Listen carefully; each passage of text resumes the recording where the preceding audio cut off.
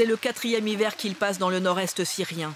200 enfants de djihadistes français, habitués à vivre avec comme horizon les tentes humides et boueuses de ce camp dans lequel les quelques dizaines de familles européennes arrêtées ont été regroupées.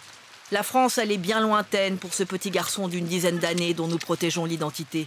Il en garde quelques instantanés nostalgiques. Je ne regrette pas, ici c'est un camp.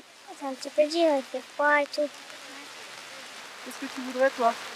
Moi, je veux revenir chez mes grands-parents. J'ai une chambre chez eux, je veux rester là-bas avec eux. Tu te rappelles de quoi à Paris?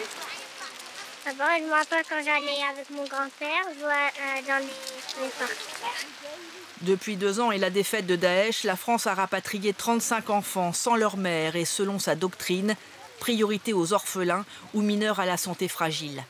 Un retour au compte-gouttes pour ces enfants que l'opinion publique regarde comme les djihadistes de demain. Les autorités kurdes qui contrôlent le camp nous permettent de filmer des cours de couture et de coiffure. Un semblant d'école bricolée pour les adolescentes afin de les occuper et de leur réapprendre la vie loin des interdits de Daesh. Dans un coin, cette Française de 14 ans, l'âge des questions, compte les jours. Franchement, t'es pas libre. Tu peux pas sortir du camp. C'est comme dans une prison. En fait, c'est de la fatigue plus plein de choses en fait. Parce que quand tu vis dans un camp, presque 4 ans, et que tu vois que des gens ils partent, et tout, tu te dis, moi c'est pas une règle mon tour en fait. Personnellement, je me sens pas un danger pour les autres. J'ai rien fait et on n'a rien fait, alors je vois pas pourquoi on est autour de nous. Après, si c'est rentrer, séparer de ma famille et ma mère aller en prison, ça je veux pas. Le gouvernement français refuse de rapatrier les mères. Leur déradicalisation est trop incertaine. La dernière fois que nous avons filmé dans ce camp de 2500 personnes, il y a 2 ans, la plupart des Françaises refusaient de se séparer de leurs enfants, boucliers, malgré eux. Nous n'avons officiellement pas le droit de les interroger aujourd'hui. Mais dans cette échoppe en anorak jaune, nous croisons Émilie Koenig, ancienne recruteuse de Daesh.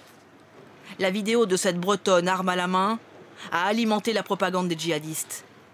Elle accepte de nous répondre discrètement. Changement d'attitude, elle a laissé ses 3 enfants rentrer en France sans elle, début janvier.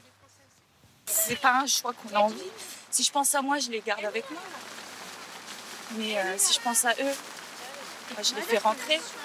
J'ai ma petite Safa, elle est malade, elle a des problèmes respiratoires, je ne vais pas la garder avec moi dans ces conditions-là. Ibrahim, il doit rentrer en CP en septembre. La crainte de la France, c'est que vos enfants soient endoctrinés. Endoctrinés de quoi? Vous voyez mon fils, il a fait Dragon Ball Z, enfin je veux dire, il chante les génériques des dessins animés, enfin je veux dire s'il était radical, il ne chanterait pas les génériques des dessins animés. Une parole dont doutent les autorités françaises. Cette autre mère, elle, a fait le choix de rapatrier ses enfants il y a 1 an et demi. Je sais qu'ils vont à l'école, que ma fille travaille très bien. Sinon, ils vont très bien, ils sont bien en famille d'accueil.